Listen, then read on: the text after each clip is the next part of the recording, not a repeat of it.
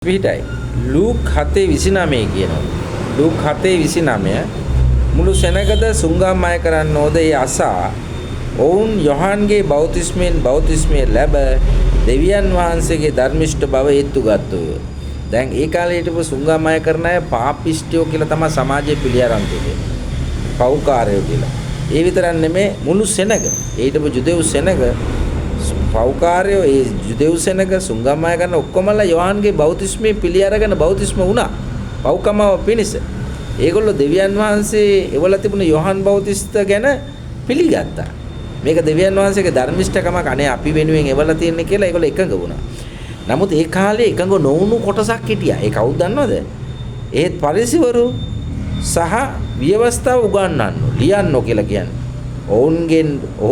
ඔහුගෙන් බෞතිස්මය නොලැබ දෙවියන් වහන්සේගේ අදහස ඔවුන් එපා කළා. දැක්කද?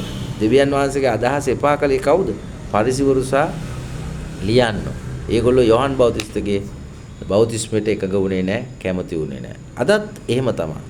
අදත් ධර්මිෂ්ඨයි කියන කොටාසය ව්‍යවස්ථාව විතරක් කරන අය දෙවියන් වහන්සේගේ දෙයට එකඟ වෙන්නේ නැහැ. දෙවියන් වහන්සේ යහපත් අනුග්‍රහයක් පාවුලතුමා හරහා ක්‍රිස්තුස් වහන්සේ අපිට පූජා වුණ සිද්ධිය පාවුලතුමාගේ අනුග්‍රහය සුභාරංචිය අරා මිනිස්යන්ට ඕනම කෙනෙක් සියලු මිනිසුන්ට ගැලවෙන පිණිස එවලා තියෙනවා. නමුත් අද අනුග්‍රහය සුභාරංචිය දේශනා කරන්නෙත් නැහැ. අනුග්‍රහය සුභාරංචිය දන්නෙත් නැහැ. අද ගොඩක් ව්‍යවස්ථාව විදියට තමයි රාජ්‍ය සුභාරංචි විදියට තමයි ක්‍රිස්තියානි සභාවල් කරගෙන යන්නේ. ඒ නිසා අදත් පරිසිවරු ලියන්නෝ වගේ හැසිරෙන පූජකයෝ හෙවත් දේවදාසයෝ හෙවත් පාස්ටර්ස්ලා බිෂොප්ලා අද ජීවත් වෙනවා මේ පොළොවේ. ඉතින් ඔබ තේරුම් ගන්න ඕන ලූක් 7:29 එදා වුණා වගේ අදත් සෙනගක් ඉන්නවා.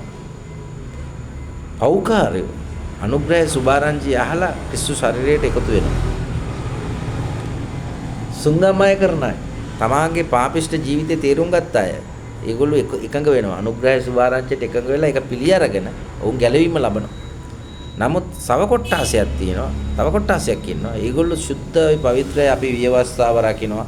අපි සබත පවත්වනවා කියලා ව්‍යවස්ථානුකූලව තම ධර්මිෂ්ඨකම උපයන්න උත්සාහ කරන සෙනග. සහ ඒගොල්ලෝ යටතේ එවැනි සභා යටතේ ඉන්න සෙනගවත් ඒ විදිහට ව්‍යවස්ථාවට පුරුදු කරනවා. ඒ නිසා මේක ඊටාම කනගාටුදායක සිද්ධියක්. ඒ නිසා දැනගන්න එදත් හිටියා මේ වගේ දෙවියන් වහන්සේගේ අදහසට එකඟ නොවන අය අදත් ඒ වගේ ඉන්නවා. මේ දෙකොට්ටාසේ අඳුන ගන්න කවුද කියලා. ඔබ සියලු දෙනාට ජෙස් පීටයි.